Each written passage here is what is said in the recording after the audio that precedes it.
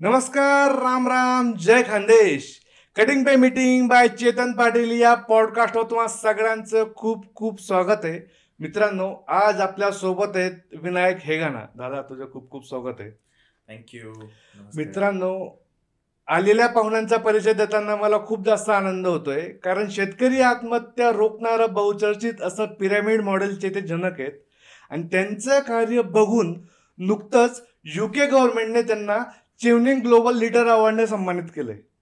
तर असे बहुचर्चित शेतकरी मित्र आज आपल्या सोबत आहेत आणि आज गंभीर विषयावर आपण चर्चा करणार आहोत. येस. तर आपण चहा घेऊयात आणि कार्यक्रमाला सुरुवात करूयात.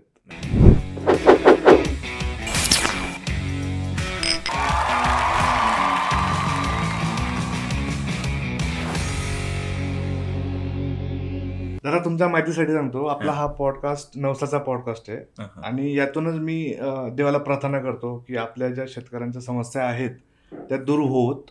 नक्कीच. आणि त्यांच्या मनात येणारे विचार आहेत आत्महत्येचं म्हणा किंवा बाकीचे, ते नको येऊत अशी मी प्रार्थना करतो. आणि पॉझिटिव्ह एनर्जी यावी आणि डेफिनेटली हा नवसाचा पॉडकास्ट असल्यामुळे आपला नवस पूर्ण होईल याची मला खात्री आहे. 100%. तर या पॉझिटिव्ह नोटवर आपण आपला कार्यक्रम सुरुवात करूयात. येस. तर दादा, इतक्या साऱ्या संस्था शेतकऱ्यांसाठी काम करतायत महाराष्ट्रात किंवा भारतातील. आणि तरीही ॲज अ युवा म्हणून किंवा एक शेतकरी मित्र म्हणून तू तुझी एक नवीन संस्था सुरू केली, तर तुझा अप्रोच काय होता?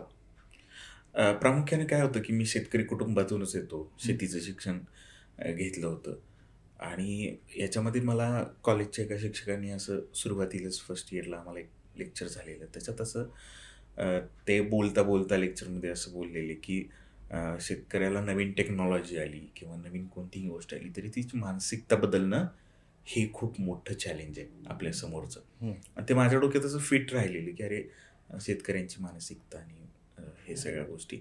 तर ज्यावेळी मी याच्यामध्ये शेतकरी आत्महत्या थांबवायच्या त्याच्यासाठी काम सुरू करायचं, हे एका अवकाळ लघुपटाच्या निर्मितीच्या दरम्यान हे सगळा प्रवास सुरू झाला. आणि ते सुरू झाल्यानंतर मला स्पर्धा परीक्षेच्या अभ्यासाच्या निमित्तानं सिस्टीम आणि ह्या सगळ्या गोष्टी जवळनं बघत होतो, अभ्यास होत होता. तर मग आपल्याला शेतकऱ्यांच्या आत्महत्या कशा थांबवायच्या याच्यावर मी in zero budget zero farmer suicide असं नावाचा एक प्रबंध तयार केलेला. आणि त्या प्रोसेसमध्ये मला लक्षात आलं की शेतकऱ्याला प्राथमिक उपचार हे खूप महत्त्वाचे आहेत. कुठलेही संकट, अवकाळी, गारपीट, दुष्काळ किंवा महापूर अशी नैसर्गिक आपत्ती आली तरी त्याला कर्जमुक्त सरकार कुठला तरी निर्णय घेईन किंवा सरकारी नवीन योजना कुठली तरी येईल किंवा त्याला कोणतीही मदत मिळेल. पण त्याच्या आधी इमिजिएटली त्याला कुठली मदत करता येईल तर त्याचं मानसिक पाठबळ देणं खूप गरजेचं आहे. हा अप्रोच मला कुठेतरी टच वाटत होता. जसं एक उदाहरण देईन मी की आपण एखादा रोड क्रॉस करतोय आणि माझा अपघात झाला तर मी पटकन हॉस्पिटलमध्ये जात नाही. तर आधी मी काहीतरी प्रथम उपचार घेतो, काहीतरी बँडेज तीन करतो आणि मग मी हॉस्पिटलमध्ये जातो. तर सेम गोष्ट ही शेतकऱ्याच्या बाबतीत पण रिलेट होते की ज्यावेळी शेतकऱ्याच्या आयुष्यात असं काहीतरी अपघात्मक गोष्ट घडते ज्याचा त्याच्या शेतीवर इम्पॅक्ट होतो, त्याच्या उत्पन्नावर इम्पॅक्ट होतो, त्यावेळी त्याला त्याच्यातून सावरण्यासाठी कोणत्याही बजेट सपोर्टच्या गरजेबरोबरच त्याला मानसिक पाठबळ इमिजिएटली त्याच दिवशी किंवा पुढच्या 24 तासामध्ये त्याला मदत मिळणं खूप गरजेचं आहे. त्याच्यामुळं आत्महत्येपासून प्रवृत्त होण्याची प्रोसेस तिथून सुरुवात होईल. आणि हे करत असताना मग मला हा माझा बेसिक थॉट होता. पण हे कसं करायचं याच्यासाठी मग मी बऱ्याच अधिकारी वर्ग, राज्यकर्ते किंवा सामाजिक कार्यकर्ते या सगळ्या वेगवेगळ्या क्षेत्रातील लोकांना भेटलो, चर्चा केली ह्या गोष्टीची. पण मला लक्षात आलं की मला जे म्हणायचं आहे ते कुठंतरी गॅप येतोय किंवा पोहोचत नाही आहे किंवा माझा जो थॉट होता हा पोचवायला कुठंतरी मला कमी पडतोय मी. तर म्हटलं की आपणच याच्यावर सुरुवात करावी. आणि मग तो तसाच चॅलेंजिंग डिसिजन होता, कारण एका सामान्य कुटुंबातून पुढे येतो आपण आणि आपलं करिअर आणि सामाजिक कामात काम करणं किंवा या शेतकऱ्यांच्या संदर्भात काम करणं हा माझ्यासाठी तसा डिफिकल्ट विषय होता. पण मग मी पूर्ण वेळ काम करण्याचा निर्णय घेतला आणि मग तिथून ह्या सगळ्या कामाची सुरुवात झाली की शेतकऱ्यांना आपण पहिलं मानसिक पाठबळ देऊ. तर मग ते कसं द्यायचं, तर मग आम्ही प्रत्येक गावागावात जायचो, शेतकऱ्यांना आवाहन करायचो की तुम्ही आमची माय बाप आणि मी तुमची लेकर आहे, तर आम्ही तुम्हाला मदत करायला आलोय, तुमचं ऐकायला आलोय, तुम्ही फक्त सांगा काय अडचण आहे, आपण प्रयत्न करू. आणि मग तिथून ही त्या अप्रोचची सुरुवात झाली आणि त्याला एक हे पिरॅमिड मॉडेलचं एक स्वरूप आलं मागच्या 8-9 वर्षामध्ये.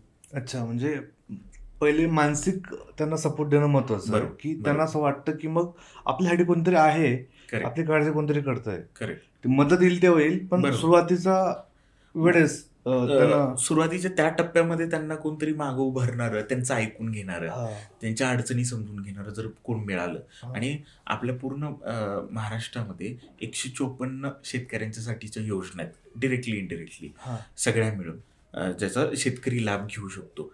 आणि पूर्ण भारतामध्ये 33 लाख सामाजिक संस्था आहेत.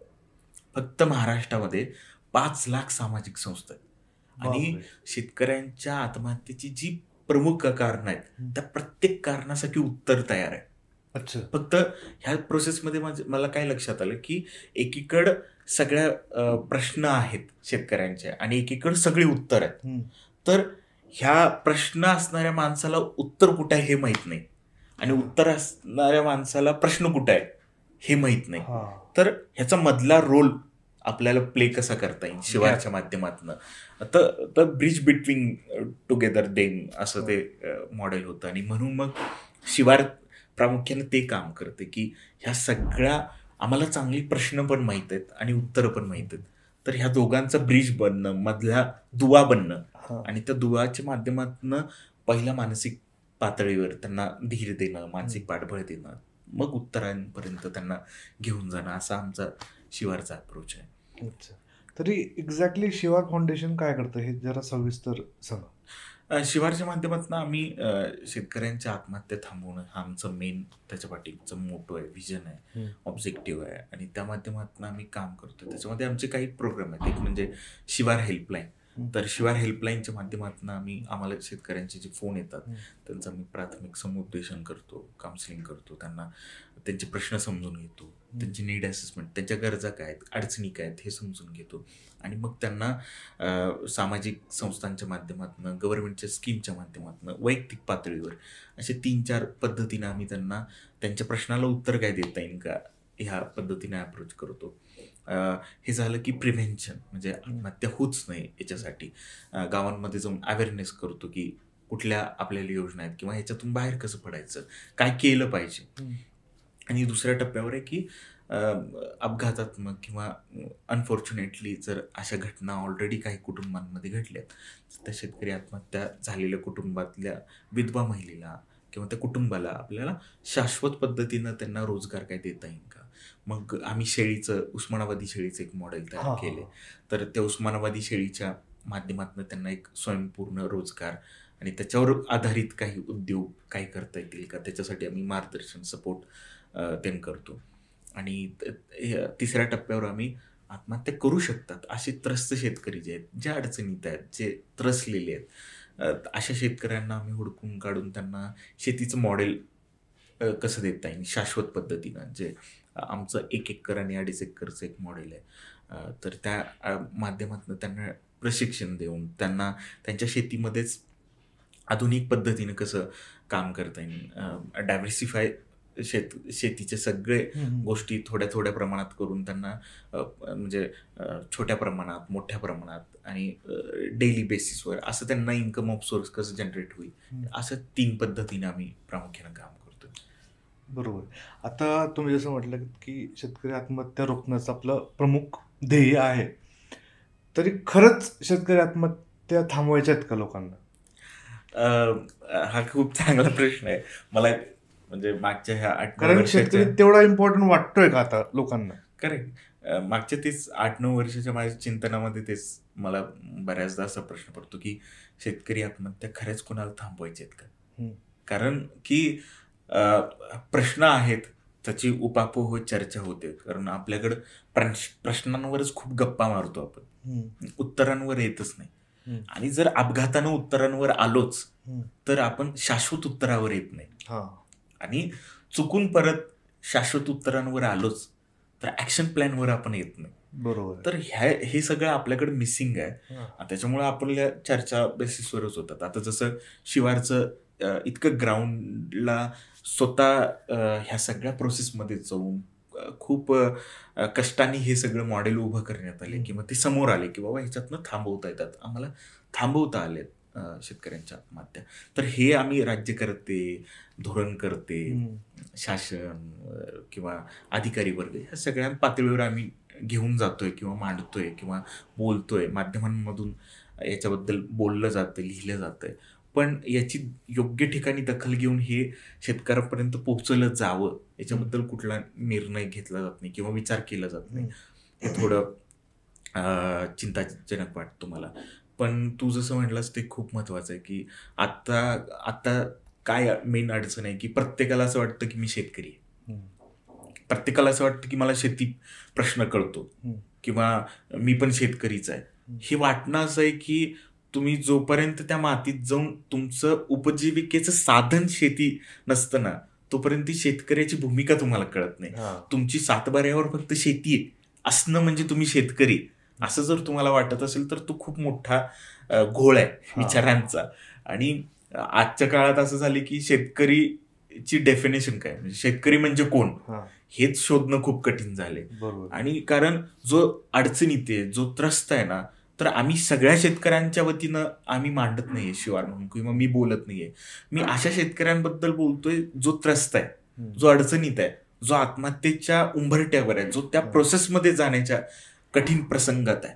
आणि तो टक्केवारी वाईज कमी असेल, म्हणजे तो 20-25% असेल जो आता करण्याच्या प्रोसेसमध्ये, आणि करतात ते फक्त 10%, 5% शेतकरी करतात. मग आपल्या पूर्ण समाजात जी चर्चा होते ना, तर आपल्याकडे 2 चित्र हे होतात की एक जसं किती शेतकरी पैशानं म्हणजे काय म्हणतात तो आर्थिकदृष्ट्या किती चांगला आहे किंवा त्याला किती पैसे मिळतात, आणि दुसरीकडे असं चित्र दिसतं की अरे आत्महत्या करतात किंवा चुकीच्या काही घटना घडतात. तर निगेटिव्हिटीचं जास्त चर्चा होते की बाबा असं होतं, पण ते का तिथपर्यंत जातात, त्यांच्या अडचणी नेमक्या काय आणि त्या प्रसंगात का जातात. आज औरंगाबाद विभागाचं म्हणजे 7 जिल्ह्यांचा असा एक अभ्यास करण्यात आला, तर 1,05,754 असे शेतकरी जे आत्महत्या करू शकतात अशी माहिती समोर आली. मग तुम्ही आज विचार करा, जर औरंगाबाद विभागामध्ये दरवर्षी 3,000 3,500 शेतकऱ्यांच्या आत्महत्या होत आहेत, तर त्याच्या पाठीमागं इतके शेतकरी करू शकतात, इतक्या अडचणीत आहेत, तर तुम्ही जास्त कुठल्या गोष्टीचा विचार कराल किंवा शेतकऱ्यांची परिस्थिती सुधारण्यासाठी कुठला विचार कराल. तर मला वाटतं प्रामुख्यानं हा विचार केला पाहिजे. आणि त्या दृष्टीनं विचार होत नाही, चर्चा खूप होते, पण थांबवण्यासाठी खूप उपाययोजना आहेत, खूप लोक काम करतात, प्रयत्न करतात. पण जसं हे शिवारचं एक कन्स्ट्रक्टिव्ह मॉडेल आहे जे प्रूव्हन झाले आणि एका खूप चांगल्या सामाजिक जाणीवेतून हे उभं झाले, तर मला असं वाटतं की त्याची चर्चा किंवा त्याचा विचार समाजातून होणं खूप गरजेचं वाटतं. बरोबर. आता तुम्ही जसं सांगितलं की 1 लाख अराउंड शेतकरी त्या याच्यावर आहेत, पायरीवर आहेत की ते आत्महत्या करण्याचा डिसिजन घेऊ शकतं. तर मग हा डेटा कसा मिळतो आणि आत्महत्येनंतर जे मदतीचा ओघ येतो, मंत्री, संत्री, सामाजिक कार्यकर्ते, मग त्याला मिळणारी आर्थिक मदत ती आधी का दिली जात नाही? बरोबर, करेक्ट, बरोबर. आधी जर दिली गेली तर तो मरणार. माझा पण हाच प्रश्न आहे की जसं की आपण शेतकरी आत्महत्या झालेली पहिली गोष्ट कधी आपल्याला कशी कळते, तर ते पेपरमध्ये कळते. मग त्याच्यामध्ये आपल्याला कळतं की अरे ह्या शेतकऱ्याचा हा प्रश्न होता. पण हीच गोष्ट जर आधी कळाली की हा शेतकऱ्याचा हा प्रश्न आहे आणि हा अडचणीत आहे, तर तो गेल्यानंतर आपण सगळे अवेअर होऊन किंवा त्याच्याबद्दल कुतूहल किंवा आपल्याला दया वाटून आपण त्यांना मदतीला, तर तेच आधी आपण का उभं राहत नाही. हाच आमचा तो अप्रोच होता किंवा आमचा विचार होता. पण तू जसं म्हणलास की आम्ही ते कसं शोधतो, तर हे गव्हर्नमेंटची प्रोसेस होती, पण आमची शिवारची जी पद्धत आहे शोधायची, तर प्रत्येक गावामध्ये जाऊन गावामध्ये हे माहीत असतं की कुठला शेतकरी अडचणीत आहे, कुठला त्या उंबरट्यावर आहे, कुठला शेतकरी आत्महत्येपर्यंत जाऊ शकतो किंवा कुठल्या शेतकऱ्यानं असं आधी याच्या आधी केलंय, प्रयत्न केलाय. तर गावामध्ये हे माहीत असतं, पण असं असतं की अरे त्याच्या जवळचीच लोक म्हणजे कुटुंबापासून ते मित्रमंडळी, नातेवाईक, ह्या सगळ्या लोकांना, गावातल्या सगळ्या लोकांना हे माहीत असतं, पण त्यांना असतं की अरे याचं दररोजच आहे, किंवा हा हा अपयशीच आहे, किंवा हा काहीतरी वेगळंच करतोय, किंवा हा अडचणीतच असतो. तर ते दुर्लक्षित होतं आणि तिथं त्याला फ्रस्ट्रेशन जास्त येतं. आणि ही प्रोसेस जवळपास 3-1 वर्षाची आहे. शेतकऱ्याला आज वाटलं आणि त्यानं निर्णय घेतला आणि असं घेतलं नाही. शेतकरी जो अशा परिस्थितीतनं जातो किंवा निर्णय घेतो, तो खूप विचारांनी प्रगल्भ असतो, असं माझं एक ऑब्झर्वेशन आहे. आत्तापर्यंत मी जेवढ्या 14 जिल्ह्यामध्ये फिरलो, ज्या कुटुंबांना भेटलो, ज्या शेतकऱ्यांना भेटतो, कारण त्याला असं वाटत नाही, त्याचं स्वावलंबन किंवा त्याचं जे सेल्फ रिस्पेक्ट आहे ना, तो इतका स्ट्रॉंग असतो. फक्त तो खचून जातो मनानं, कुठंतरी नैराश्याकडे जातो. आणि त्या कालखंडात, त्या वेळेत त्याला मागं उभारणारं कोण नसतं, कारण सपोर्ट सिस्टीम सगळी कोलॅप्स झालेली असते.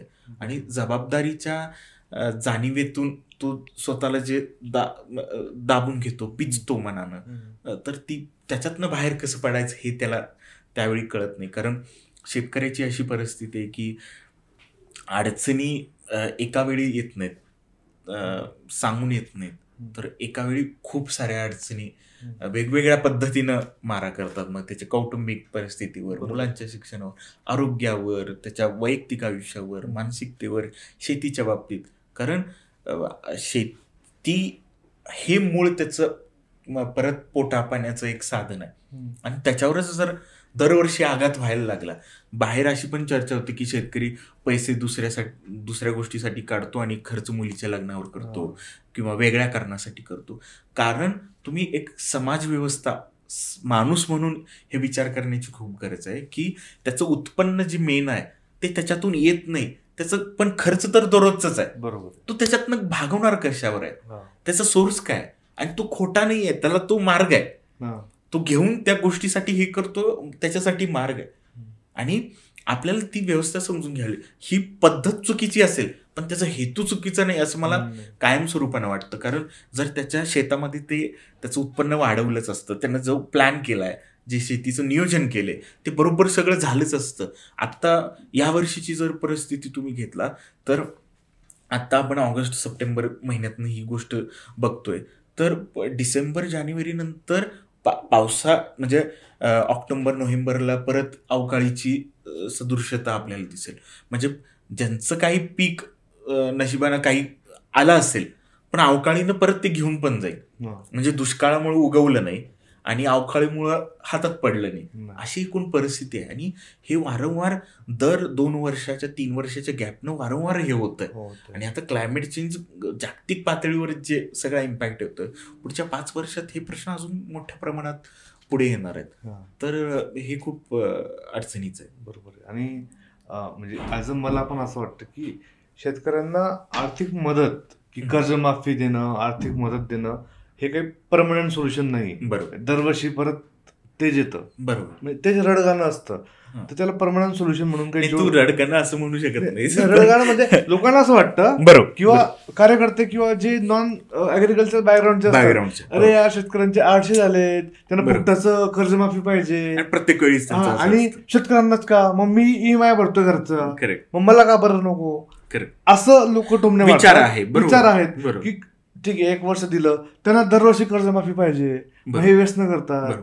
तर मला तेच वाटतं की हे इंटरेस्टिंग आहे की शासनानं पण तो आता विचाराची पद्धत, धोरणांची पद्धत खूप बदलली पाहिजे. आणि आपण समाज म्हणून पण त्या गोष्टीला पॉझिटिव्ह वेनं विरोध केला पाहिजे. की तुम्ही काहीतरी घटना घडल्यानंतर मदतीच्या ओघात जाण्यापेक्षा ना, त्या घटनेनंतर पण तू स्वतःच्या पायावर कसा उभा राहता येईल ह्याच्यासाठी धोरणात्मक तुमच्याकडे का बाबी नाही आहेत, किंवा तुम्हाला का काय करता येत नाही, किंवा तो करण्यासारखा समाजामध्ये खूप चांगली माणसं आहेत जे त्यांच्या वैयक्तिक पातळीवर खूप वेगवेगळे पर्याय प्रयत्न करतात. तर अशा लोकांना एकत्र घेऊन तुम्हाला का विचार करता येत नाही, अशी सोल्युशन्स पुढे का घेता येत नाही. कुठल्याच शेतकऱ्याला, जेन्युइन शेतकऱ्यांना जाऊन तुम्ही बोला किंवा चर्चा करा, तुम्हाला लक्षात येईल की कुठल्याच शेतकऱ्याला असं वाटत नाही की बाबा माझं नुकसान व्हावं आणि मला सरकारनं कर्जमाफी द्यावी. त्याला हेच वाटतं किंवा पीक विमा मला मिळावा असं कुठल्याच शेतकऱ्याला वाटत नाही. तो म्हणतो की पीक विमा आतनं जेवढे मला पैसे मिळतात ना, जर माझं उत्पन्न किंवा शेती व्यवस्थित चालली त्याच्या 10 पटीनं मला पैसे मिळू शकतात. बरोबर आहे. तर असं नाही आहे, म्हणजे समाजामध्ये आपण ज्या पद्धतीने बघतो तर तशी शेतकऱ्यांची परिस्थिती नाही. आपण समाजात जाऊन शेतकऱ्यांची मिसळून वागलो, बोललो तर तुम्हाला कळेल की त्याची मानसिकता खऱ्या अर्थानं कशी आहे. पण तरी ही दुहेरी भूमिका आपण बघतो. म्हणजे बघा, आता अवकाळी पाऊस वगैरे हे जे निसर्गाचं आहे ते बरं. आपण कंट्रोल नाही करू शकत. बरोबर. पण जे कंट्रोल करू शकतो त्यातही त्यांना दुय्यम भूमिका किंवा दुय्यम दर्जा का मिळतेच. दिला जातोय. हो. जसं आता ऍग्रिकल्चर इंडस्ट्री आपण म्हणतोय, हो. ITA हम्म. इंडस्ट्री, मेकॅनिकल इंडस्ट्री, तर इंडस्ट्री जिथं शब्द येतो तिथं ऑर्गनाइज गोष्टी येतात. बरोबर. तर मग ज्या आता आपल्या हातात आहेत, जसं लाईट, तर आपण त्यांना रात्री लाईट प्रोव्हाइड करतो. बरोबर. एक स्पेसिफिक टाइम पाहिजे ना, तुम्ही MIDC मध्ये नाही करू शकत ना असं, बरोबर. कारण की टॅक्स येतो तुम्हाला. बरोबर. फक्त गुरुवारी बंद राहील, बरोबर. बाकी तुम्हाला 24/7 लाईट द्यायला लागते. बरोबर. ते ॲग्रीमध्ये देता येत नाही का? बरोबर. का तर तुम्ही ते त्यांना गृहीत धरत नाही. नाही, वीज जसं तू म्हटलंस ना, ते हे खूप महत्वाचं आहे की वीज, रस्ता, पाणी ह्या मूलभूत गरजा आहेत शेतकऱ्याच्या. तो मारतो मग आणि तो. ह्या मूलभूत गरजा तुम्ही जाणीवपूर्वक देत नाहीये की तुमच्या काय अडचणी आहेत, की तुमचा काही वेगळा विचार आहे, हे शासन किंवा धोरणात्मक पातळीवर हे कळत नाहीये. हो. आणि तू म्हटलास तर आता जसं तेलंगणाचं शेतीचं मॉडेल चर्चेत खूप आलं मध्यंतरी हा. किंवा अजून पण येत आहे. तर त्यांनी काय केलं, तर ह्या ज्या बाबी आहेत ह्या प्रामुख्याने जे शेतकऱ्याला पाहिजेत त्या देऊन टाकल्या हा. पहिला. आणि त्याच्यातनंच शेतकऱ्याचे जवळपास 50-60% प्रश्न आहेत प्रश्न सुटले. तर ते सुटतात. Yes. कारण जर वीज नाही दिली तुम्ही वेळेत तर शेतीची कामं तुम्ही वेळेत करू शकत नाही. हम्म. मग ती पाणी असेल किंवा त्याला लागणारे जे काय मशिनरी चालवायचे आहेत तर ते काहीच करता येत नाही. दुसरं, पाणी तुम्हाला वेळेवर देता आलं नाही, शेतीचं निम्म उत्पन्न तिथंच घटतं. अगदी अगदी. आणि जर तुम्ही रात्रीची वीज देत असाल तर त्याच्यातनं शेतीची कामं कशी होणार आहे. हो. पाणी तुम्ही रात्री द्यायला लागला तर त्याच्यातनं शेतकरी किती दगावतायत. हो. मग साप चावण्यामुळं किंवा वेगवेगळ्या अपघातांमुळे शॉक लागणार, बऱ्याच गोष्टी एक्झॅक्टली. असतात. तर ह्या सगळ्या गोष्टींचा तुम्ही विचार केला पाहिजे. आता शेतरस्ता हा शेतीचा कळीचा मुद्दा आहे महाराष्ट्रासाठी तरी. आणि अजून मराठवाड्यामध्ये, विदर्भामध्ये ज्या पद्धतीनं शेतरस्त्यांचे प्रश्न आहेत तर अजून इंग्रजांच्या काळात जी परिस्थिती होती ती तशी 5-10% फक्त सुधारली असेल. पण जशी ती शेतरस्त्यांच्या आहेत, बांधाबंधावरची भांडणं आहेत आणि शेतातलं जे काही उत्पन्न येतं ते बाहेर विक्रीला नेण्यासाठीच रोड नाहीये. बरोबर आहे. तर याच्यामध्ये आता बऱ्यापैकी याच्यातनं धोरणं आलेत. मागच्या 2021-22ला कोविडच्या दरम्यान ते खूप चांगलं काम करण्यात आलं आणि त्याची मॉडेल्स तयार झाली. ती चित्र बदलते. पण हे खूप मोठ्या फास्ट ट्रॅकमध्ये जर 3 पद्धतीवर काम झालं तर शेतकऱ्याला खऱ्या अर्थानं न्याय मिळेल. बरोबर आहे.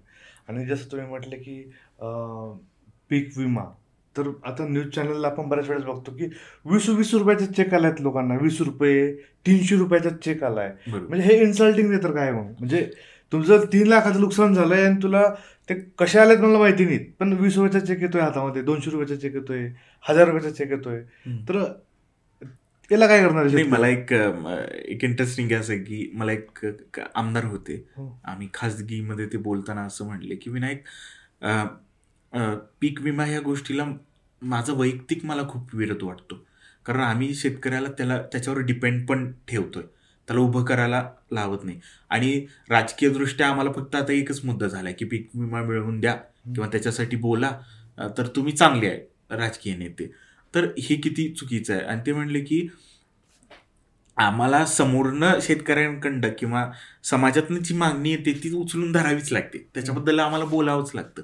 पण समोरूनच आम्हाला मागणी अशी आली की पीक विमा ठीक आहे, आमचं ज्यावेळी नुकसान होतं त्यावेळी तुम्ही त्याचा विचार करा किंवा आम्हाला सहकार्य करा, पण त्याच्या व्यतिरिक्त आम्ही शाश्वत शेती कशी करू, आमच्यावर कुठलीही अडचण आली तरी आम्ही कशी सबल आणि सक्षम उभे राहू याच्यासाठी तुम्ही काहीतरी करा, अशी मागणी येत नाही. मग आम्हाला समाजातनं जी मागणी येते ना त्याच्या पद्धतीनंच आम्हाला पण बोलावं लागतं. आम्हाला जरी वैयक्तिक आमची मतं असतील ना बाजूला ठेवून त्यांच्यासाठी हे करावं लागतं. कारण जर आम्ही नाही केलं तर ते दुसऱ्याकडे कुणाकडे तरी जाणारच आहे आणि तो काहीतरी मांडणारच आहे. मग आम्हाला पण आमचा काहीतरी आवाज ठेवायचा आहे. तर म्हणजे हे पण आपल्याला विचार करावा लागेल, समाज म्हणून आपण मागण्या काय करतोय, आपल्या मागण्या काय आहेत.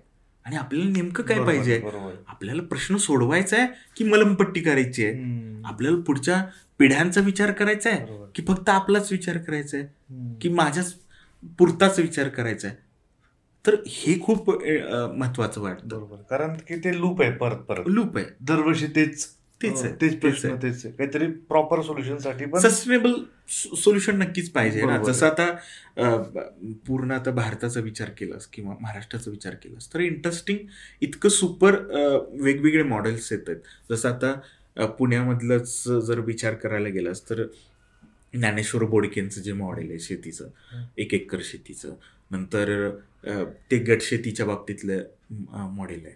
दुसरं सह्याद्री फार्म नाशिकचं, तर विलास शिंदे सरांनी FPOचं जे मॉडेल इतकं मोठ्या प्रमाणात उभं केले, जे 1,000 शेतकरी पहिल्या टप्प्यामध्ये एकत्र आले आणि आज जवळपास 10,000 शेतकऱ्यांची कंपनी आहे ती बरोबर. आणि 1,000 कोटीपर्यंतचं त्यांचं टर्नओव्हर झालंय.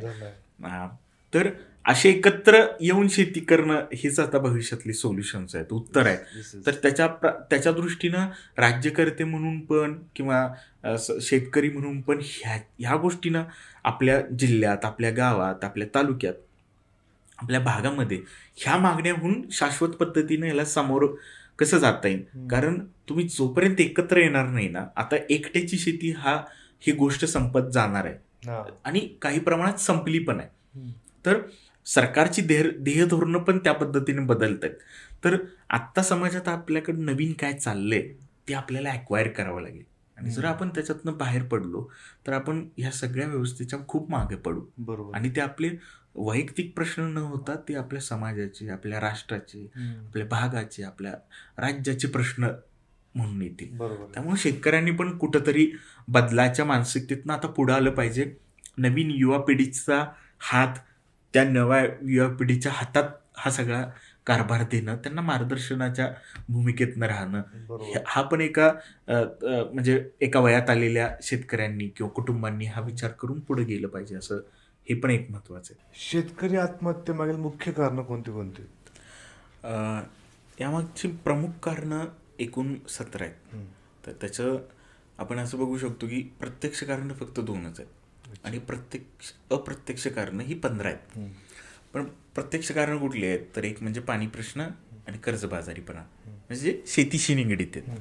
अप्रत्यक्ष कारणं ही 15 आहेत जी तुझ्या माझ्या आयुष्यात पण आहेत, एका सामान्य माणसाच्या आयुष्यात आहेत.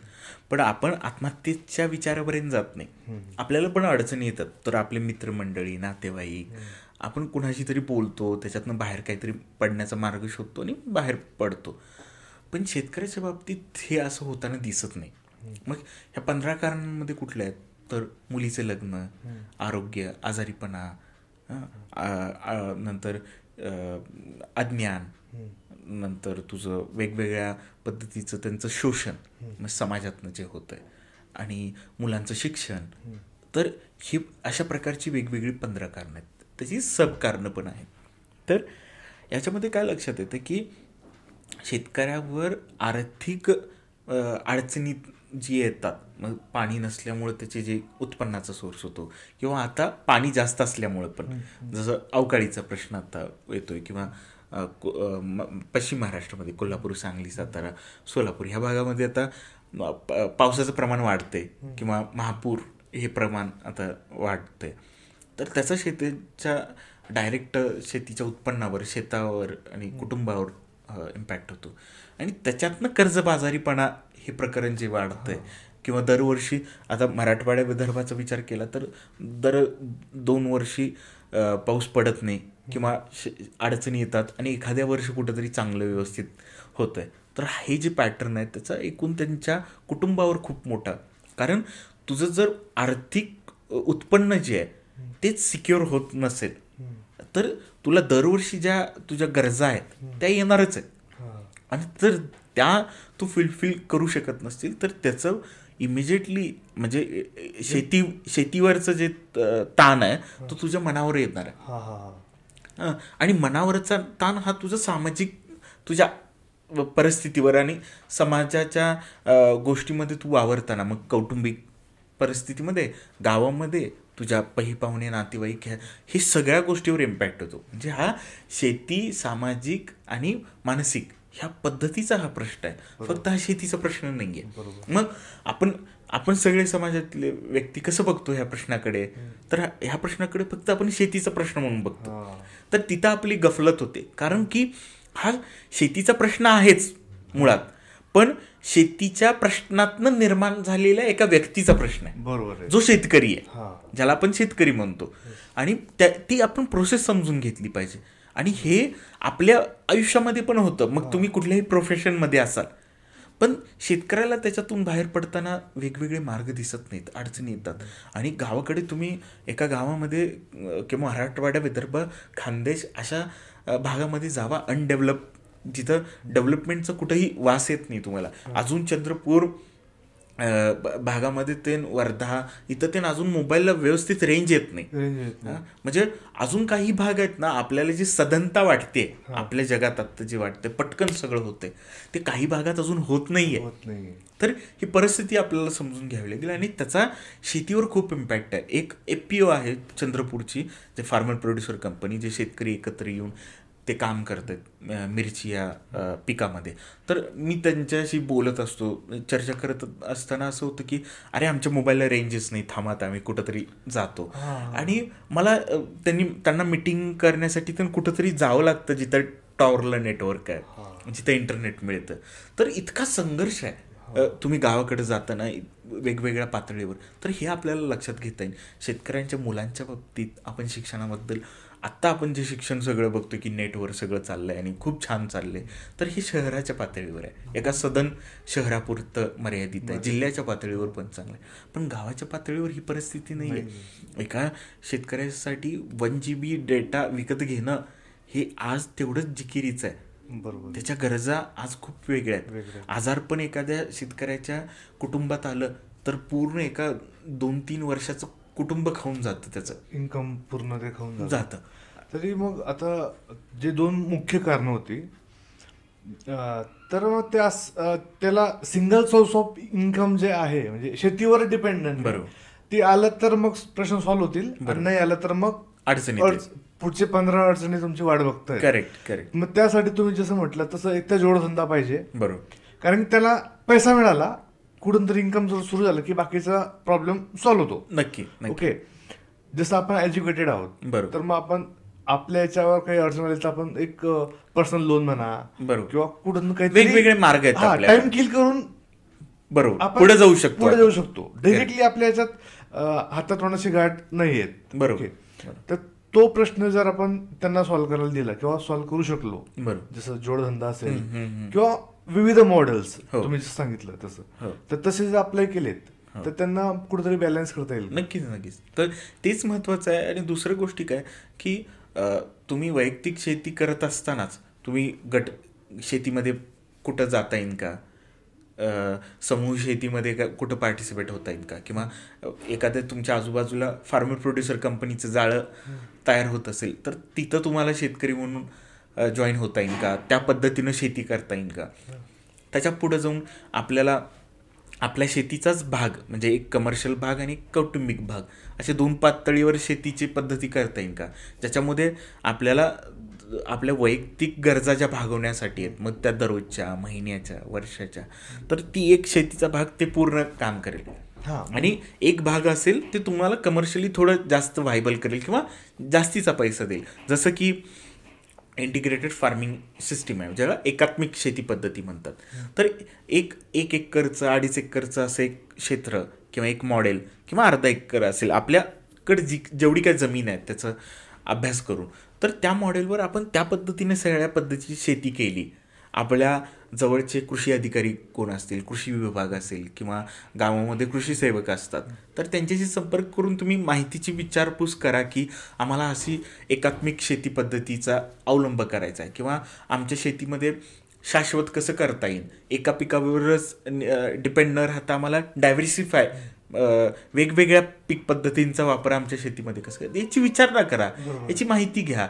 तर ह्या सगळ्या गोष्टीतून तुम्हाला मार्ग मिळतील. आणि तुम्हाला 1दा 2दा 3दा लोक मदत करणार नाहीत, एखादा अधिकारी तुम्हाला इग्नोर करेल, पण तुम्ही चौथ्या पाचव्यांदा त्याच्याकडे चालला ना तर प्रत्येक अधिकारी हा शेतकऱ्याचाच मुलगा आहे. हा कारण जर तुम्हाला बीएससी ॲग्रिकल्चर करायचं असेल तर तुम्हाला आधी सातबारा असावा लागतो, शेती असावी लागते. त्यामुळे ही सगळी शेतकऱ्यांचीच मुलं आहेत. पण व्यवस्थेमध्ये आल्यावर त्यांच्या जबाबदाऱ्या वाढतात किंवा त्यांच्या प्रायोरिटीज बदलतात. तर त्याच्यामुळे त्यांचे प्रश्न पण सोबत असतातच. म्हणून थोडं आत्ता याच्या फ्रेमवर्कमध्ये किंवा शासनाच्या कठाड्यात सगळं काम करत असताना आपल्याला अधिकाऱ्यांची बाजू पण बघावी लागेल की ते त्यांच्या पण अडचणी, तर आपण त्यांना अप्रोच झालं पाहिजे. ह्या सगळ्या अडचणींबद्दल चर्चा केली पाहिजे किंवा एकात्मिक शेतीबद्दल आपल्याला कसं करता येईल. जसं की 1 एकर शेती तुम्ही घेतली तर त्याचं 1 एकर शेतीच्या पूर्ण कंपाऊंडला आपल्याला ॲग्रो फॉरेस्ट्रीची शेती कशी करायची, ज्याच्यातून आपल्याला लॉंग टर्म पुढच्या 10 वर्षामध्ये आपल्याला पीक पद्धतीमध्ये किंवा शेतीमध्ये फायदा होईल. नंतर पुढचं छोटे छोटे मॉडेल करून काही फळबागांचा वापर आपण करू शकतो. नंतर पालेभाज्यांची छोटी शेती. नंतर जसं ऊस शेती आहे तर काही गुंठे तुम्ही ऊस शेती केली आणि ते तुम्ही रस काढून फक्त विकत राहिला किंवा त्याच्यात तुमच्या घरगुती लेवललाच तुम्ही त्याचा रस काढून गुळ निर्मिती किंवा हे केली तर तुम्हाला ॲडिशनल व्हॅल्यू ॲडिशन वेगवेगळे हे पैसे मिळतील. आणि तो छोट्या प्रोजेक्टमधनं तुम्ही बाकीच्यांच्याकडून पण ते घेऊन त्याचं एक चांगलं गाव पातळीवर, तालुक्या पातळीवर, जिल्हा पातळीवर मार्केटिंग करून शेतकऱ्यांपर्यंत आपल्या ग्राहकांपर्यंत पोहोचू शकता. आणि अशा पद्धतीतनं आपल्याला डायव्हर्सिफाय शेती ती समजून घ्यावी लागेल. तुमच्या त्या जवळच्या शेती अधिकारी किंवा ह्यांच्याशी तुम्ही जाऊन बोला, कारण इतक्या छोट्या वेळेमध्ये हे सगळं बोलणं शक्य नाही. पण सांगायचा उद्देश असा आहे की आपल्याला वैचारिक विचारांच्या पातळीवर शेतीबद्दल आता वेगळ्या पद्धतीने विचार करावा लागेल शेतकऱ्यांना पण, आणि त्याच्यातून आपल्याला बाहेर पडण्याचे मार्ग दिसतील. जसं आता 1 एकर शेती आहे, त्यातले काही पार्ट्स तुम्ही कौटुंबिक शेतीला द्या आणि काही पार्ट्स कमर्शियल शेतीला द्या, त्यातून तुम्हाला कन्सिस्टंट इन्कम येत राहील. म्हणजे रोजचा जे खर्च वगैरे असेल तुमचं तो निघत जाईल आणि डिपेंडन्सी कमी होईल याच्यावर. तर हा एक खरंच एक चांगला मार्ग मला वाटतोय आता. उद्योगधंदे आणि त्यातून बिझनेस पॉईंट ऑफ व्ह्यू पण तुम्ही विचार करू शकता. आणि नंतर जाऊन ते पर्सेंटेज कमी जास्त करता येतील तुम्हाला की अरे मला पूर्ण करायची किंवा जे काही चेंजेस असतील ते. बरोबर. शिवार फाउंडेशनमध्ये काम करताना तुम्हाला आलेले काही अनुभव असतील जे तुमच्या लक्षात आहेत, ते मला ऐकायला आवडतील. येस. तर असा एक अनुभव होता की आम्ही ज्यावेळी कुटुंबांना भेटी द्यायचो, आत्महत्या झालेल्या कुटुंबांना, आणि त्याच्यामध्ये आम्ही त्या ताईंना भेटायचो. तर असं लक्षात येईल की 5 वर्ष झालेत, 10 वर्ष झालेत, 1-2 वर्ष झालेत, तरी त्या ताईंना असं वाटतं की कालच अशी काही घटना घडली आहे माझ्या कुटुंबात माझ्यासोबत, आणि ते त्या मानसिकतेतनं किंवा तो चुकट त्यांच्या मनावर पगडा झालेला असतो, ट्रॉमामध्ये असतात, ते बाहेर येऊ शकत नाहीत. आणि हे माझ्यासाठी खूप धक्कादायक होतं. आणि मग तिथून आम्ही एक सुरुवात केली की अशा कुटुंबांना आपल्याला पहिलं मानसिकरित्याच परत एक सपोर्ट द्यावा लागेल, कारण त्यांनी खूप वेगवेगळे अनुभव त्यांना आलेले असतात. किंवा कारण की आपल्याकडं जमीन पद्धती वाटणी होणं हे इतकं पटकन नाही आहे. तर त्या घरातली जी मुख्य व्यक्ती आहे, वयस्कर व्यक्ती आहे, ती निघून गेल्याशिवाय तरी काही वाटण्या होत नाहीत अजून आपल्याकडं. आणि त्याच्यामुळं बऱ्याच शेतकऱ्यांच्या नावावर, ज्या शेतकऱ्यांनी आत्महत्या केल्या त्यांच्या नावावर जमिनी नाही आहेत, म्हणून शासनानं पण त्यांना अपात्र यादीमध्ये टाकलं आणि त्यांना पुढच्या कुठल्याच मदतीला हे पुढे जाता आलं नाही. तर अशा पण आपल्याकडे घटना झालेल्या दिसल्या. दुसरं पुढे जाऊन असं लक्षात आलं की हे काम करण्यासाठी एक युवक म्हणून ज्यावेळी मी ह्या सगळ्या प्रवासाला सुरुवात केली, तर मी पहिल्यांदा मुंबईला गेलतो. ज्यावेळी हे पिरामिड मॉडेलने त्यावेळी हे 0 बजेटमध्ये कसं आपल्याला विदाऊट बजेट शेतकऱ्यांच्या आत्महत्या कशा थांबवता येतील असं मुख्यमंत्र्यांना द्यायला. आणि त्यावेळी मला CSTवरनं एका जे हॉस्पिटलला जायचं होतं मित्राकडे थांबायला, आणि मी गावाकडून आलेला. मी म्हटलं आपण चालत जाऊ, कारण गाडीला बस यायला बराच वेळ होता. आणि मी चालत जाताना एक जण मला 2 व्हीलरवरनं आला आणि त्यानं लिफ्ट दिली. आणि लिफ्ट दिल्यानंतर मी पण न काय विचार करत बसलो, पण जसं गाडी सुटली तसं माझ्या मनात विचारायला लागली की आपल्याला किडनॅप तर केलं नाही ना. कारण की आपण पिक्चरमध्ये त्यांनी बघितलेलं असतं आणि असं मुंबई म्हणजे असं एक वेगळं हे असतं. आणि मग त्यांनी मला सोडलं जे हॉस्पिटलच्या गेटवर. तर मी त्यांना थँक्यू म्हणलं पहिल्यांदा आणि मी त्यांना विचारलं की मला एक प्रश्न विचारायचा, विचारू का? ते म्हणले हां विचार ना. तर मी म्हटलं की मला तुम्ही मदत का केली? तर ते म्हणले की मी ज्यावेळी तुला पाठीमागनं येताना म्हणजे बघितलं आरशामध्ये गाडीच्या, त्यावेळी मला लक्षात आलं की तू पहिल्यांदा आलायस, घामानं डबडबलेला तुझा चेहरा आणि एकदम थकलेलास. तर म्हणून मी गाडी थांबवली आणि तुला मदत केली. पण जर तू मला हात केला असतास तर मी तुला मदत केली नसती. तर त्याच्यातनं मी असं लक्षात घेतलं की आपल्याला जसं जमतंय तसं आपण प्रयत्न करत पुढं जाणं खूप गरजेचं आहे. जर आपण मदतीसाठी वाट बघायला थांबलो तर आपण पुढं पण जाऊ शकत नाही आणि आपल्याला कोणी मदत करेल याची शाश्वती पण नाही. तर तो एक खूप मला आत्तापर्यंतचा माझ्या सेल्फ मोटिवेशनसाठीचा एक महत्त्वाचा अनुभव वाटतो. आणि असे बरेच अनुभव आहेत, इंटरेस्टिंग आहेत. आणि मला अजून एक शेतकऱ्याबद्दलचं काय म्हणतात तो रिस्पेक्ट वाढवण्याची अशी एक घटना आहे की ज्या ज्या शेतकऱ्यांना मी भेटलो तर कुठलाच शेतकरी त्याचा सगळा प्रश्न सांगतो किंवा त्याचं जे काही दुःख आहे ते सांगतो, पण त्याला शेवट जाताना साहेब हे आमचं काम झालंच पाहिजे किंवा दादा हे आमचं काम झालंच पाहिजे असा अट्टहास कधीच नसतो त्याचं असतं की झालं तर बघा, हां जमलं तर बघा, तुम्ही फक्त आमचं ऐकून घेतलं हे पण आम्हाला खूप बरं वाटलं, कोणीतरी आमचं ऐकायला तरी आहे. तर हे म्हणजे शेतकऱ्याचं खरं मन आहे. तर ते ओळखता आलं, ते समजता आलं, ते अनुभवता आलं. असे काही आठवणी आहेत. तुम्ही अराउंड 197 का 98 शेतकरी आत्महत्या रोखले आहेत. हेल्पलाईन मध्ये नंबरवर तुम्हाला कॉल येतात, तर असे एखादे कॉल तुमच्या आठवणीत असतील? कॉल एक इंटरेस्टिंग होता की एका मुलानं शाळेत जाणाऱ्या मुलानं आम्हाला फोन केलेला की माझे वडील असं असं ते वागतायत मागच्या काही दिवसापासून आणि ते खूप अडचणीत आहेत आणि आमचं असं असं शेतीमध्ये नुकसान झाले आणि माझ्या बाबांना तुम्ही बोलाल का, भेटायला याल का?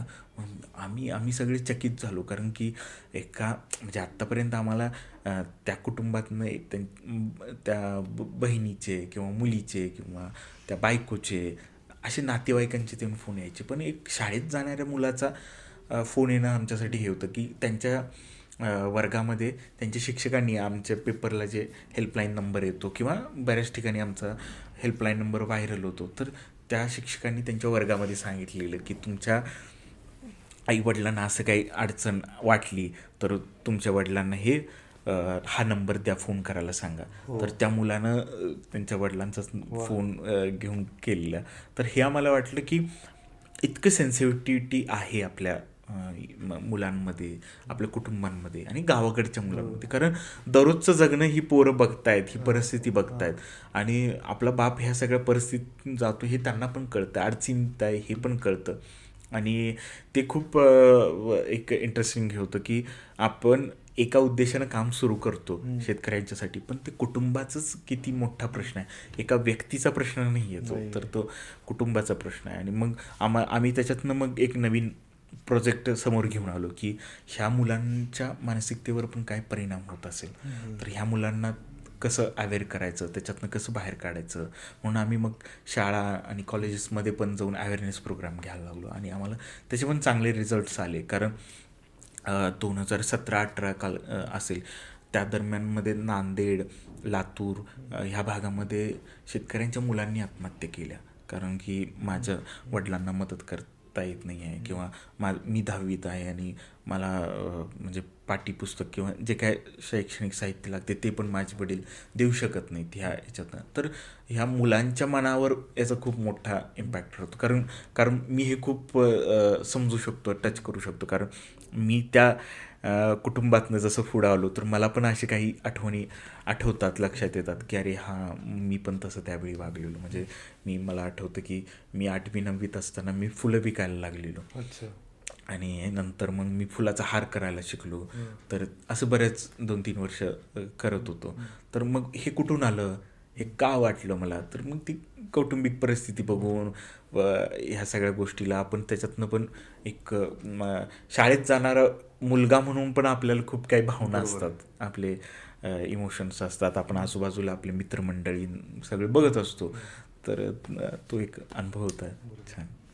म्हणजे कोणत्याही शेतकऱ्याने आत्महत्या करूच नाही असं आम्हाला खरंच वाटतं, आतून वाटतं. नक्की. पण तरी काही शेतकरी आत्महत्या करतात आणि पण तरी त्यांना सरकारी मदत दिली जात नाही, कारण की ते अपात्र ठरतात. बरोबर. कारण नॉलेज नसतं की बरोबर. पात्रता अपात्रता वगैरे. तर हे आणि कोणी पात्र होणार आहे म्हणून कोण करत नाही करत. हे पण आपल्या समाजामध्ये चर्चा होते की अरे काहीतरी मदत मिळते म्हणून काही जण हे करतात, तर हे पण खूप चुकीचं आहे.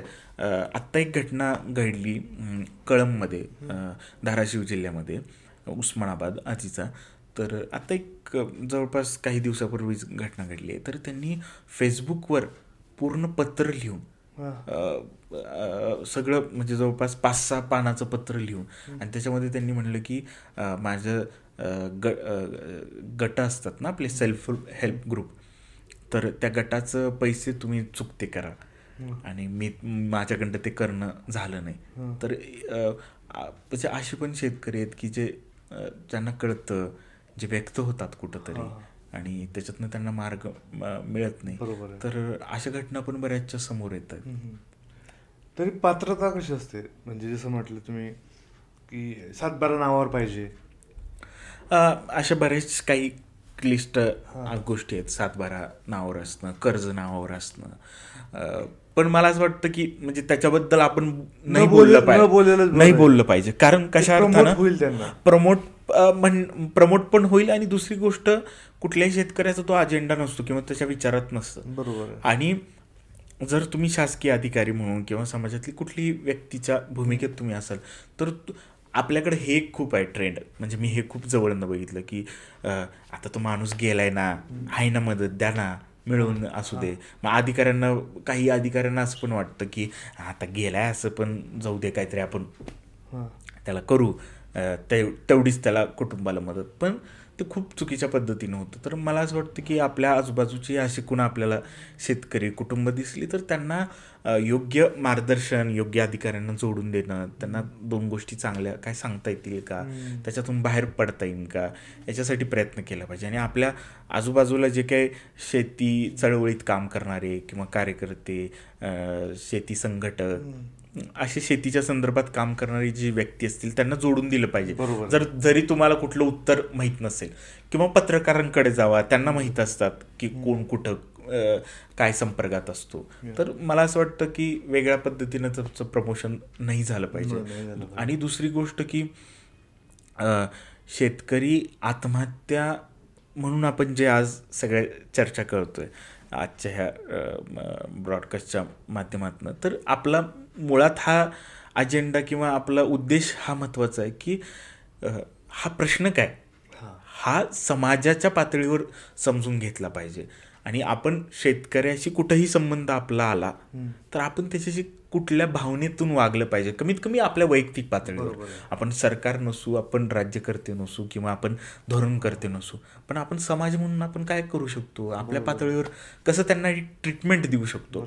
कारण ज्यावेळी एखाद्या माणसाचा समाजातलं स्थान कमी होतंय असं वाटतंय त्याला, किंवा त्याला त्याचा एक रिस्पेक्ट मिळत नाही, प्रत्येक जण त्याच्यासाठीच एका पातळीवर जाऊन काम करावं लागतो, तर शेतकऱ्यासाठीचा तो रिस्पेक्ट नाही आहे समाजात. जर त्याच्या कठीण काळात पण त्याला तो एक दर्जा, ते स्थान, तो सपोर्ट मिळाला ना, तर कुठल्याही शेतकऱ्याला या प्रसंगातून जावं नाही वाटणार. कारण जर आपण न्यूजपेपरला जर 2 बातम्या दिल्यात की शेतकऱ्यांची आत्महत्या झाली आणि करीना कपूरच्या मुलाला सर्दी झाली, तर ते सर्दीवाली न्यूज जास्त लोक रीड करतात, कारण की आत्महत्या होत राहतात ना, असं कॅज्युअल घेतात. म्हणजे तर शेतकऱ्यांना तेच आहे की आम्हाला तुम्ही समजून घ्या, बरोबर, आम्ही इम्पॉर्टंट आहोत. करेक्ट. तो आवाज कुठेतरी पोहोचवायचा आणि कोणाला तरी आपली काळजी आहे हे त्यांना 100% ही भावना त्यांच्यापर्यंत पोहोचणं महत्वाचं आहे. म्हणजे टाकून दिल्यासारखी जी भावना येते त्यातून हे विचार आय थिंक त्यांच्या मनात येत असतील. बरोबर. तरी आता हे सगळं बघत असताना एक महिला शेतकरी यांच्यावर तरी अन्याय होताना दिसतो आपल्याला कुठं ना कुठं, कारण हो. त्यांना शेतकरी म्हणूनच दर्जा दिला दर्जा जात नाही नाही. आहे. हे जास्त करून विदर्भामध्ये अशा काही गोष्टी समोर आल्या की आपल्याकडे शेतकरी महिला हा दर्जाच नाही आहे. आपण त्यांना शेतमजूर, महिला शेतमजूर ह्या कॅटेगरीमध्येच नेमतोय. त्याचा पण काही प्रमाणात आता बदल होतोय. राज्य पातळीवर, शासकीय पातळीवर त्याचे निर्णय घेतले जातात, पण मानसिक पातळीवर, शेतकऱ्याच्या कुटुंबांच्या पातळीवर किंवा समाजाच्या पातळीवर अजून तसा विचार झालेला दिसत नाही. आणि आपल्याकडं काही शेतकरी महिलांनी पण अशा प्रसंगातून गेलेले आहेत. आपल्याकडे खूप चुकीच्या चर्चा होतात की बघा, शेतकरी पुरुष आत्महत्या करतो, शेतकरी महिला आत्महत्या करत नाही, कारण ती कठीण असते, स्ट्रॉंग असते. ही चित्र खूप खोटं आहे. म्हणजे ती स्ट्रॉंग असतेच, पण ती पण ह्या प्रसंगातनं जाते हे आपल्याला नाकारता येणार नाही. कारण माझ्याकडे जवळपास 200 अशा घटना आहेत की अशा महिलांनी त्याच्यामध्ये आत्महत्याचा विचार केला, आत्महत्या केलेत. आणि परत तू जसं म्हणलास की त्यांना शेतकरी महिला म्हणून दर्जाच नाही आहे, त्याच्यामुळे त्यांची शेतकरी महिलांची आत्महत्या म्हणून आपल्याकडं त्यांचा विचार केला जात नाही, त्यांच्या मानसिकतेचा विचार केला जात नाही किंवा त्यांच्या प्रसंगाचा विचार करतात. त्याच्यात काही घटना चुकीच्या आहेत किंवा जसं की म्हणतो आपण एक 10-20% एरर असतो सगळीकडं, तर तो 10-20% आहेत चुकीच्या पद्धतीने ते दाखवले गेलेले पण आहे. पण जे जेन्युननेस आहे, जो खऱ्या अर्थानं त्या प्रसंगामुळेच ते घटना घडल्यात, त्याच्याबद्दल आपल्याकडं खूप मोठा साशंकता आणि समाजाचा एक बघण्याचा दृष्टिकोन वेगळा दिसतो. आता मला जरी बऱ्याच प्रश्नांची उत्तरं मिळाली, पण जे आपलं बहुचर्चित मॉडेल आहे, ज्याच्या मार्फत आपण शेतकऱ्यांच्या आत्महत्या रोखतो आणि सक्सेसही झालोत आपण, अराउंड 198 आत्महत्या आपण रोखल्यात, तर ते पिरॅमिड मॉडेल एक तुम्ही एक शॉर्टमध्ये एक्सप्लेन केलं तर लोकांना तर शॉर्टमध्ये तेच आहे. मी आधी जसं सांगितलं की आत्महत्या होऊच नयेत झालेल्या कुटुंबाच्यासाठी आणि करू शकतात अशा शेतकऱ्यांसाठी एकात्मिक पातळीवर, शेतीच्या पद्धतीवर, मानसिक पातळीवर आणि सामाजिक पातळीवर अशी तिन्हीच्या माध्यमातून शेतकऱ्याच्या डे टू डे लाईफमध्ये आपल्याला काय मदत करता येईल, कंट्रीब्यूट करता येईल. तर त्याच्या जसं आम्ही शिवार हेल्पलाईन प्रिव्हेन्शनचं मॉडेल म्हणजे होऊच नये याच्यासाठी आम्ही ते करतोय काम, आणि त्याच्यातून आपल्याला महाराष्ट्रातील, देशातील सगळ्या गोष्टी, कारण प्रश्न समोर आला तर सोडवता येतो, प्रश्न समोर येत नसेल तर सोडवायचा कसा, कारण उत्तरं आहेत आपल्याकडं, म्हणून ती गोष्ट आहे. नंतर पुनर्वसन म्हणजे रिहॅबिटेशन आपण जे म्हणतो की अशा चुकून घडलेल्या घटनांमध्ये त्या कुटुंबांचं व्यवस्थित शाश्वत पुनर्वसन पण झालं पाहिजे. तर ते पुनर्वसन फक्त एखादा चेक देऊन किंवा एखादी एक्स अमाऊंट देऊन ते न होतं त्यांना शाश्वत दररोज ₹1 कसं मिळवता येईल हे त्याचं धोरणात्मक निर्णय असला पाहिजे. आणि मग तो शेतीचीच निगडीत पण असणं गरजेचं आहे. मग त्याच्यासाठी आम्ही शेळीपालनाचा म्हणून विचार करतोय. आणि मग तिसऱ्या पातळीवर आपण शाश्वतता म्हणतोय, सस्टेनेबिलिटी. तर ती शाश्वतच्या ती परत शेतीवरच आहे. जर तुम्ही तशा विचारात किंवा त्या अडचणीत असाल तर तुम्हाला दुसरा अजून काहीतरी करण्याच्या बंधात न पडता किंवा मायग्रेशन पुण्या, मुंबई किंवा एखाद्या मोठ्या शहराकडे आपलं शेत त्यांचं सगळं सोडून जाण्यामध्ये न पडता आपल्याला शेतीमधनंच शाश्वत पद्धतीनं कसं काम करता येईल, जसं मी एकात्मिक शेतीचं मॉडेल म्हणलो, तर ते कसं अवलंबता येईल किंवा शेतीचे वेगवेगळे मॉडेल्स आपल्याला कसं घेता येईल, आपल्याला FPO किंवा गट शेतीमध्ये, फार्मर प्रोड्युसर कंपनी किंवा गट शेतीमध्ये आपल्याला कसं जोडून घेता येईल, याचा विचार करून आपल्याला त्याच्यावर उत्तर काढलं पाहिजे. तर हे आम्ही एकात्मिक पद्धतीनं शेतकऱ्यांपर्यंत पोचतोय वेगवेगळ्या घटकांमध्ये. म्हणजे शेतकरी ह्या घटकाला आम्ही ह्या 3 टप्प्यांमध्ये बघतोय. जो अडचणीत आहे त्याला पण, आणि ज्याचं सगळं व्यवस्थित चाललंय त्याला त्याच्या गरजा वेगळ्या आहेत, त्याच्या अडचणी वेगळ्या आहेत. आणि त्याच्यासाठी व्यवस्थेमध्ये काम करणाऱ्या संघटना आहेत किंवा शासन आहे, मेजॉरिटी गव्हर्नमेंटच्या ज्या स्कीम आहेत, तर त्या चांगल्या शेतकऱ्यांना अजून चांगले व्यवस्थित कसं करता येईल ह्या धर्तीवर ते मदत करत आहेत शासकीय योजना. तर त्या पद्धतीनं हे शिवारचं पिरॅमिड मॉडेल आहे. तरी आता या सगळ्या प्रवासात आपल्याला जे अचीव करायचं आहे की 0 शेतकरी आत्महत्या, तर त्यासाठी तुम्हाला कोणत्या मदतीची गरज आहे किंवा मग यूथ लोकांनी कसं तुम्हाला कॉन्टॅक्ट करायचं या प्रवासात ज्यांना वाटतं की आपण काहीतरी करू शकतो हो. आणि एक जरी शेतकरी आत्महत्या वाचवता आली तर पूर्ण ते कुटुंब मागे वाचतं, बरोबर. त्यांचं सर्वाइव्हिंग आपण करू शकतो, बरोबर. संवर्धन करू शकतो. बरोबर. तर तुम्हाला काय वाटतं, तुम्ही कॅमेऱ्यात बघून सांगू शकतात की नक्की. तुम्हाला कसं कॉन्टॅक्ट करता येईल? मी सर्वांना आव्हान हेच करेन की आपल्या जवळच्या सुरुवात पहिल्या कुटुंबापासून करा. तुम्ही शेतकरी कुटुंबात येत असाल तर तुमच्या आईवडिलांकडे लक्ष, कुटुंबाकडे लक्ष देऊन जर त्या अशा परिस्थितीतून जात असतील तर मी मगाशी म्हणलं तसं तुमच्या जवळचे कृषी अधिकारी किंवा कृषी सहाय्यक किंवा शेतीच्या संदर्भात काम करणाऱ्या लोकांशी बोला, पत्रकारांशी बोला, त्याच्यातनं काय मार्ग काढता येतात याच्याबद्दल चर्चा करा. आणि जरी काही झालंच नाही, कारण आम्ही जे काम करतो आहे ते एका जिल्ह्यापुरतं करतो आहे. आमच्याकडे जे काय रिसोर्सेस आहेत किंवा जी काही मदत आहे ती तुटपुंजी आहे. त्या मदतीच्या याच्यामध्येच आम्ही छोट्या एका जिल्ह्यासाठी म्हणून काम करतो. पण तुम्ही त्याच्या व्यतिरिक्त बाकीच्या महाराष्ट्रातून असाल तर तुम्ही मला कॉन्टॅक्ट करू शकता. फक्त तुम्ही व्हॉट्सअपला याच्या मेसेज करा. हा कॉलिंग नंबर नाही आहे, तर मी डिस्क्रिप्शनमध्ये पण आपण टाकू शकलो तर टाकू आणि तो नंबर मी देईन. आणि मग तुम्ही संपर्क करू शकता. माझ्याकडं काही तुम्हाला गायडन्स झाला, मदत झाली तर मी नक्कीच करेन. पण आपल्या वैयक्तिक पातळीवर आपण लढताच आहात नक्की, पण अजून आपल्याला लढायचं आहे ही मानसिकता पण अजून वाढवली पाहिजे, वाढवू आणि एकत्र मिळून ह्या गोष्टीला याच्या पुढं पण आपण जाऊ नक्कीच. आणि हेल्पलाईन नंबर सुद्धा आम्ही डिस्क्रिप्शन बॉक्समध्ये टाकूयात. नक्की. बरं वाटलं, पण काहीतरी करतोय म्हणजे अख्ख्या जगाचा कैवारी पोशिंदा आज तो अडचणीत आहे आणि आपण त्याला वाचवण्यासाठी काहीतरी करतोय आणि करू शकतो. बरोबर. ही भावनाच खरंच खूप भारी वाटते. आणि आपण सगळे शेतकरी पुत्र आहोत म्हणजे, आणि आपण ते करायलाच पाहिजे. आपण नाही करणार, तो कोणी नाही करणार. 100%. So thank you so much for coming. तुम्ही आलेत आणि खूप अलग अलग मार्ग सांगितले जेणेकरून शेतकरी आत्महत्या थांबतील. आणि ते थांबतील अशा वेळेने की स्वतःच्या बळावर थांबतील, ना कोणाचा मदतीची आशा करता, कारण मदत घेणं त्यांना आवडत नाही. बरोबर. ते जर अख्ख्या जगाला पोचतात तर त्यांना मदत घेणं ते आवडत नाही त्यांना. ते तर त्यांना त्यांच्या पायावर उभं करणं आणि स्वाभिमानाने जर आपण त्यांना जगू शकतो. तर डेफिनेटली मी पण प्रेक्षकांना आव्हान करतो की खाली दिलेल्या नंबर्सवर तुम्ही कॉन्टॅक्ट करू शकता दादांशी.